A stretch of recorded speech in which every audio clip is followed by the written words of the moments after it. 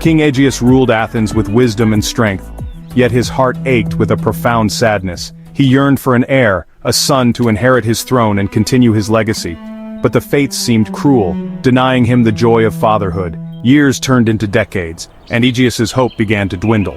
He sought guidance from oracles, consulted seers, and offered countless sacrifices to the gods. Still, his prayers remained unanswered. One day, desperate for a solution, Aegeus journeyed to the Oracle of Delphi. Aegeus left the oracle's chamber perplexed. Her words were cryptic, their meaning shrouded in mystery. What was the loosened wineskin, and what awaited him in Athens that could bring him such grief? He returned to his kingdom, his heart heavy with uncertainty. Unbeknownst to Aegeus, his prayers had been answered, but not in the way he expected. Fate, it seemed, had a plan of its own. While Aegeus sought guidance from the oracle, he found solace and companionship in the arms of Aethra, the daughter of King Pythias of Troezen.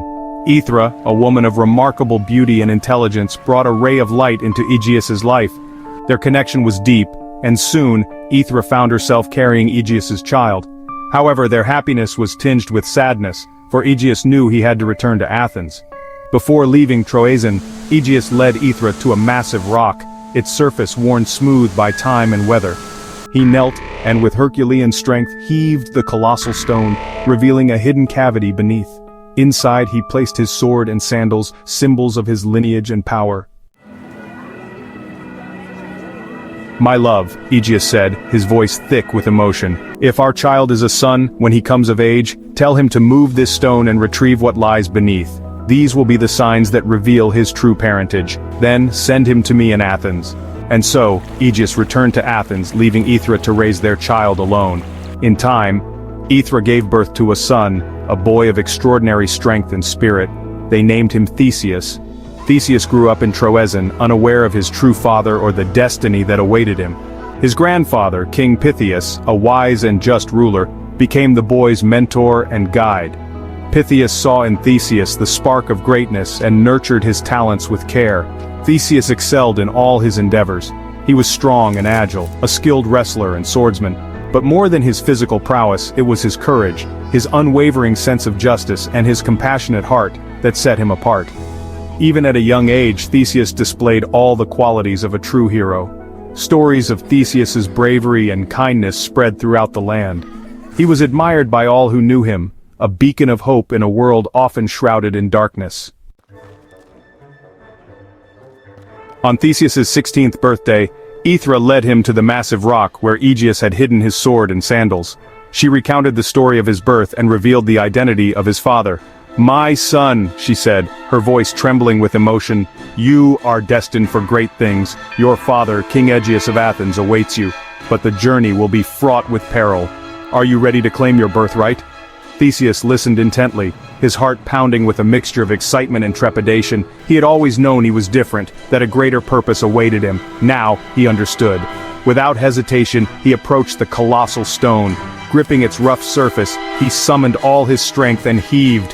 The stone, which had seemed immovable for centuries, yielded to his touch, revealing the hidden cavity beneath. With bated breath, Theseus reached inside and retrieved the sword and sandals. The sword, forged by Hephaestus, the god of the forge, hummed with power. The sandals, crafted by Hermes, the messenger god, were said to grant the wearer incredible speed. These were no ordinary artifacts, they were symbols of his lineage, of his destiny.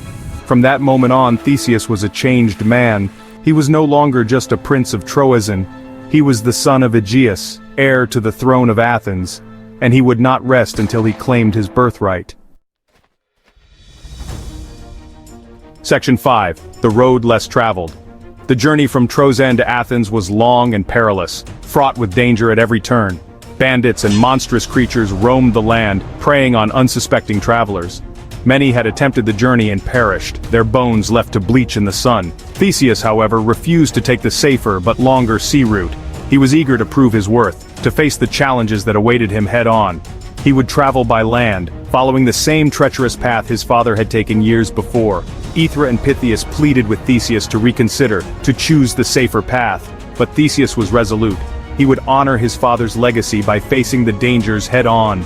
He would not cower in fear. He was Theseus, son of Aegeus, and he would not be deterred.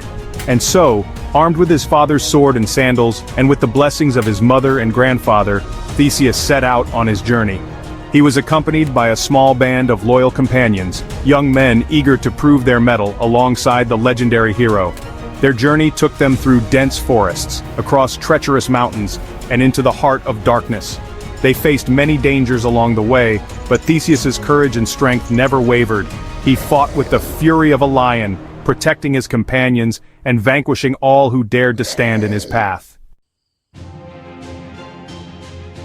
Section 6. Facing the Six Labors. The road to Athens was fraught with challenges, each testing Theseus's courage, strength and cunning.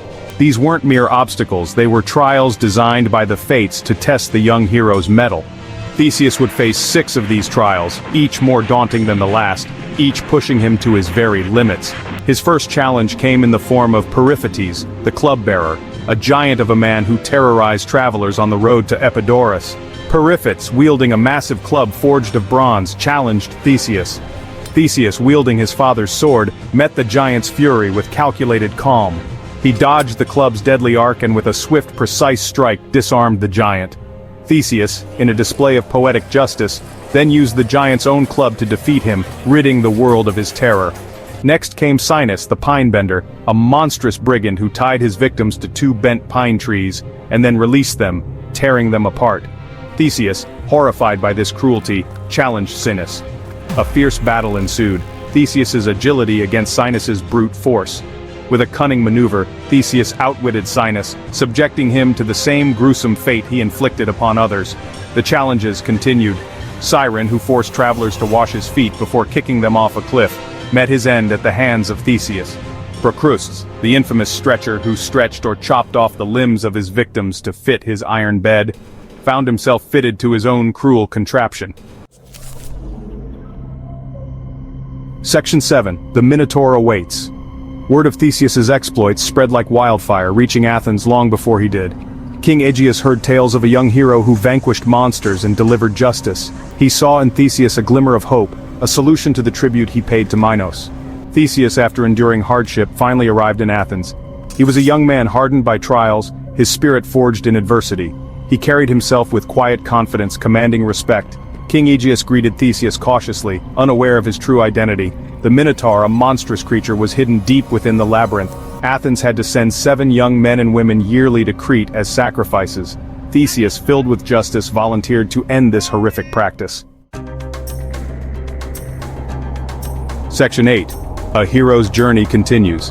Aegeus, though deeply troubled by the prospect of sending this brave young man to his death, recognized the fire in Theseus's eyes, the same fire that had burned within him in his youth. He saw in Theseus the only hope of ending the Minotaur's reign of terror. As Theseus prepared to embark on a ship bound for Crete, his heart heavy with the weight of Athens' fate, Aegeus made a solemn request. "If you return victorious," he said, his voice filled with a father's unspoken plea, "hoist white sails on your ship, let them be a beacon of hope, a symbol of your triumph." Theseus, unaware of the true nature of their bond, nodded solemnly, vowing to fulfill the king's request. He boarded the ship, his silhouette stark against the setting sun, leaving behind a city shrouded in both fear and a glimmer of newfound hope. The ship sailed towards Crete, carrying with it the fate of Athens and a hero destined to confront a monster in the heart of a labyrinth. Will Theseus triumph over the fearsome Minotaur? Will he return to Athens a hero bearing the white sails of victory? Or will he succumb to the Minotaur's wrath, adding his name to the long list of its victims?